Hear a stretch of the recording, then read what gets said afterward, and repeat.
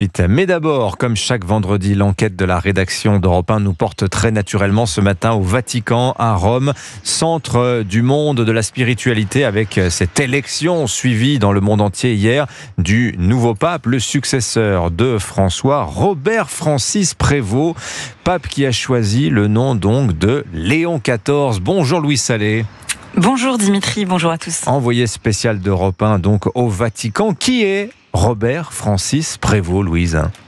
Eh bien, c'est d'abord un Américain, mais pas que. Il est né à Chicago, mais son père est d'origine française et italienne. Il a une mère d'ascendance espagnole. Il a aussi vécu une très grande partie de sa vie au Pérou.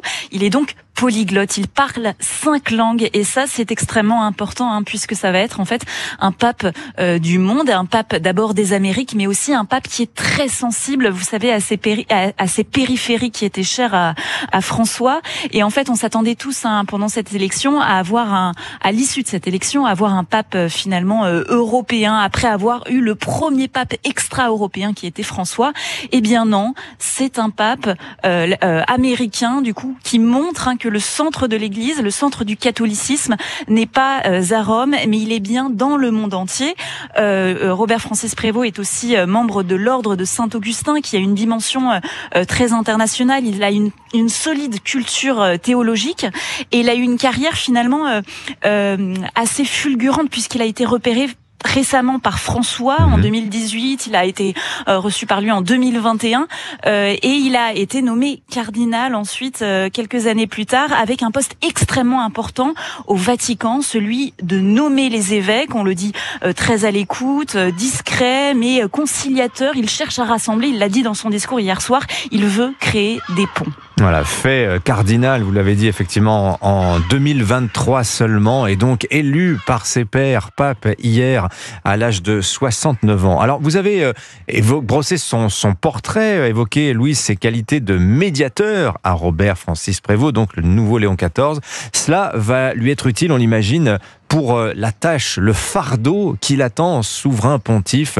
C'est une mission d'une difficulté extrême.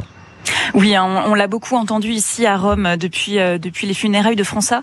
Il y a besoin d'un certain apaisement en fait dans l'Église et notamment dans la hiérarchie catholique.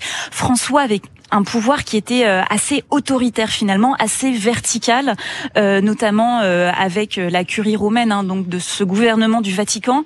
Là, il faut revenir à une relation plus équilibrée, plus apaisée, et c'est pour ça en fait que la personnalité de Robert Prévost finalement a été choisie. Il va poursuivre les chantiers du pape précédent. Il s'inscrit quand même dans les pas de François, mais une continuité, on va dire plutôt douce, sans brusquer. Il va devoir poursuivre tous ces sujets très importants que sont l'évangélisation. C'est pour ça notamment qu'il a été nommé, puisque c'est un pape vraiment mondial qui a ce regard sur l'évangélisation dans le monde. Il va devoir faire face aussi à la réparation des abus sexuels dans l'Église. Il y a la situation financière au Vatican qui est très critique. Il est attaché au synode, donc vous savez, c'est toutes ces discussions lancées par François dans la continuité de ces réformes. Donc il y avait notamment la question de la place des femmes dans l'Église. Lui, il est attaché à donner plus de responsabilités aux femmes, mais pas non plus à faire en sorte qu'elles deviennent diacres.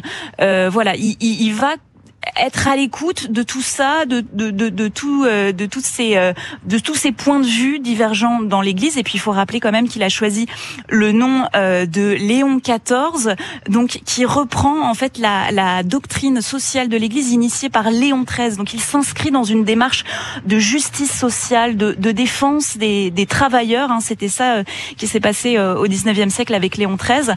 Mais c'est aussi une référence à Léon le Grand, qui est un pape finalement très politique. Qui est un pape de l'Antiquité, qui affronta Attila et qui empêcha qu'on dévaste Rome. Donc ça aussi, c'est très fort en symbole. Voilà, Léon Ier le Grand, on est au 5e siècle et c'est ce pape qui fit face, effectivement, vous le rappelez, aux invasions d'Attila, au moment où le pouvoir impérial déserte face aux hordes barbares. Eh bien, lui se dresse. Léon, c'est le nom aussi de pape courage. C'est ça qu'on retiendra de ce portrait que vous nous dressez de Robert Francis Prévost, donc Léon XIV, choisi hier par les cardinaux. Merci Louis Salé, en direct d'Europe 1 ce matin. On va vous retrouver évidemment tout au long de la journée sur Europe 1.